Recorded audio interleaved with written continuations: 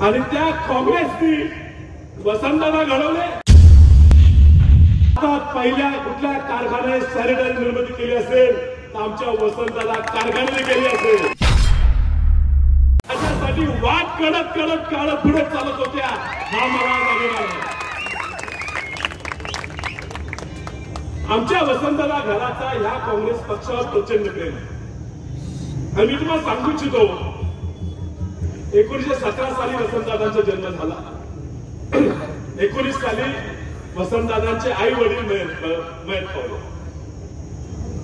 2 वर्ष व्हायच्या आधी वसंतदादा झाले।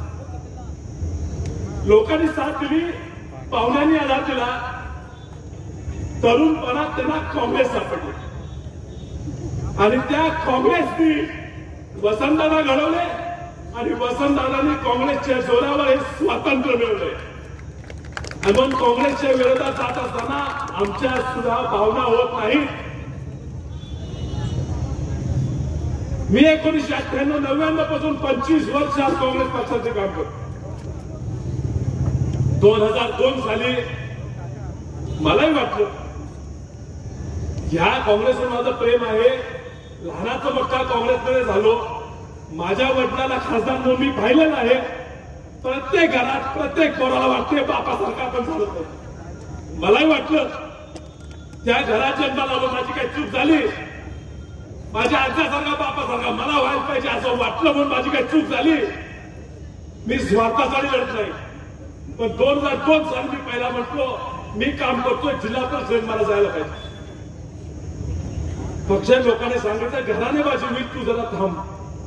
मी थांबलो, लोक म्हटली थांबलो। 2005 साली माझे वडील वारले। मी उभारलं पाहिजे असं मला वाटत होतं। उमेदवारी आमच्या घरात मिळाली, मला मिळाली नाही, तक्रार केली नाही। लोक म्हटलं विचार थांब, कामाला सगळ्यात थोडं मी कळलो। ज्या वेळी काँग्रेस पक्षाची तिकीट मिळालं मला थांब म्हटलं, मी थांबलो। 2019 ला सगळे म्हणून विचार उभारलं पाहिजे, पक्षाने तिकीटच सोडलं। मला बोलून सांगितलं विचार तू उभार, दुसऱ्या पक्षात उभार, आम्ही ठराव करून देऊ। पक्षाने एकतर्फी प्रेम, मी पण दुसऱ्या चिन्हावर जाऊन लढलो। परत आलं 5 वर्ष पडल्याच्या दुसऱ्या दिवसापासून कामात आहे।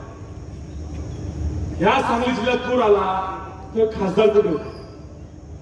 प्रत्येक गावात पुराच्या जाऊन पुराची मदत घेऊन, किट वाटप करून, पडलेल्या घरांची पाहणी करून फिरत असताना कोण वाळू कुठे सापडते का उडगत होतो, कोण प्लॉट कुठे मिळते का बघत होता।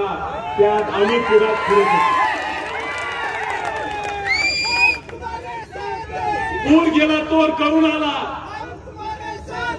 लोक घर सोडायला तयार नव्हते, खासदारची कार्यकर्ते म्हणत होते खासदार जगला पाहिजे, लाखांचा प्रश्न जगला पाहिजे नव्हतं। आम्ही रस्त्यावर उतरलो।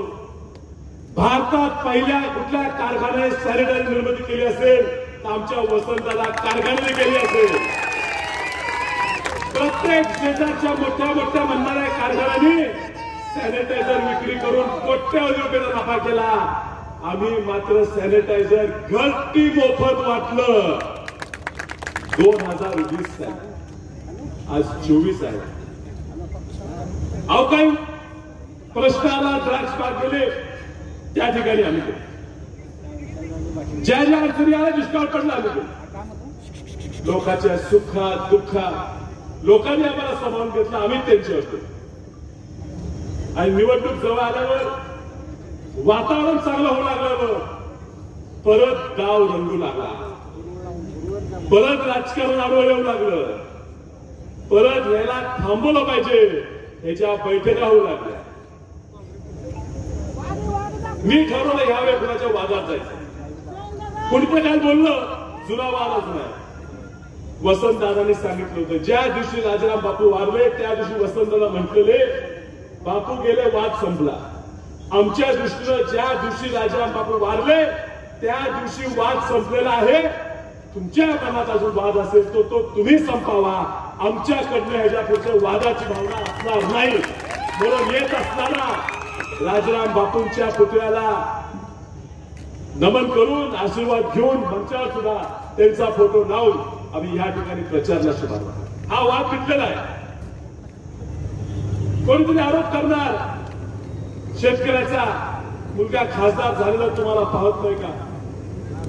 या वसंतदादा घराने शेतकऱ्याच्या कष्टकऱ्याच्या मुलांना कार्यकर्त्यांना पद द्यायचं काम केलं. आमची तीच भावना आहे की शेतकऱ्याच्या मुलांना आमदार खासदार झालं पाहिजे, पण शेतकऱ्याच्या देश विदेशातील प्रत्येक घडामोडींचे लाईव्ह अपडेट मिळवण्यासाठी आता साम टीव्हीच्या सर्व सोशल मीडिया प्लॅटफॉर्मला लाईक, फॉलो आणि सबस्क्राईब करा. तसंच सर्व नोटिफिकेशनसाठी बेल आयकॉन प्रेस करायला विसरू नका.